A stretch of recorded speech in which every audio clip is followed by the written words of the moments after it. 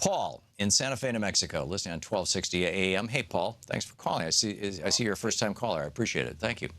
Yeah, I've been listening a long time. I listening to right-wing radio for a long time too. Thank you.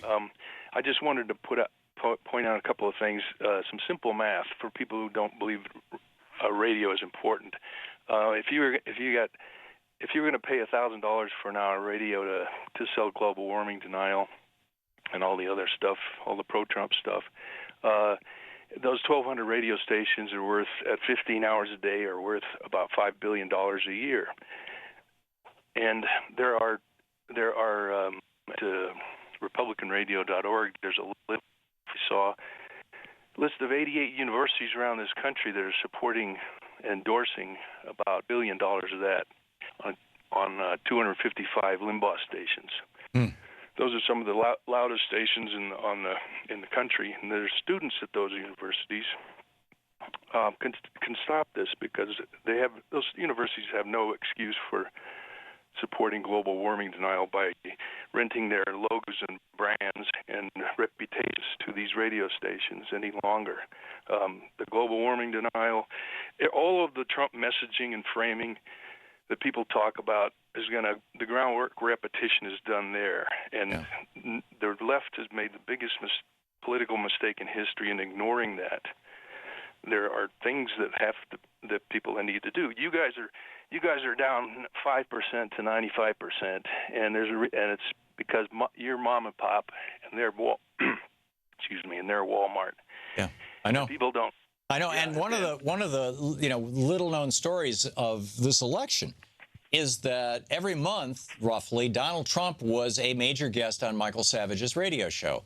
In fact, you can go over to YouTube and watch them, and or some of them. You can subscribe to Michael Savage's channel and probably see a lot more. Just like for 11 years, Bernie was a regular on this program, and those two guys, and frankly, I think had there not been the media blackout and all that other stuff, Bernie would have had a much better chance. And my point is that the radio really counts, if I'm saying the same thing that you're saying, Paul. And Ken Vogel wrote a piece for Politico about 2 years ago about how Heritage and several other right-wing think tanks funnel millions of dollars.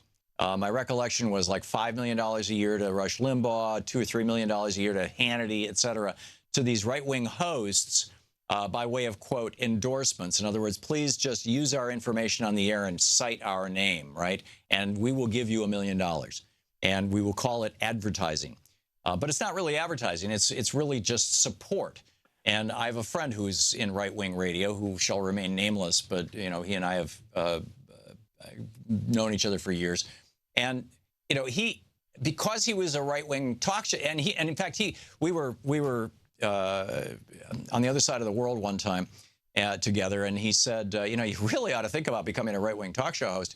He said, all you have to do is show up and give a speech, and there are all kinds of foundations that'll give you a $20,000 speaking honorarium for doing pretty much nothing anytime you want. You show up on somebody else's show, you make $1,000. You show up, it's like there's this huge money machine that is supporting right-wing talk radio, and there are maybe 5 Democrats in the Senate and maybe 10 or 12 Democrats in the House who understand this, and the rest of them are just blissfully clueless. And the god-awful management at Air America Radio, put gave a real black eye to progressive talk radio, tragically, back during the Bush years. But radio is really important stuff, in my opinion. And all this analysis going on now on why Hillary lost, that doesn't count in 25 years of negativity headed her way. And then in the last election, all this $5 billion a year is a lot. And for the last 20 years. Yeah.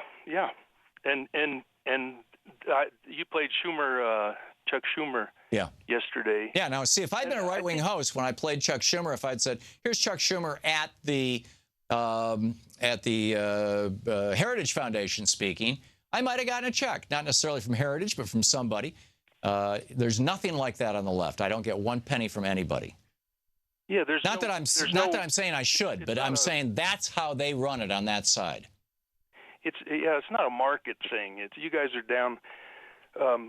The idea that 95% of the country would rather listen to Limbaugh than you is absurd, and that's what people use to excuse it, putting up with it. Yeah. One of the things, but it's a monopoly, and all this analysis, like even Grayson here, he's talking about how, the negatives on Hillary, why she was so far down and stuff.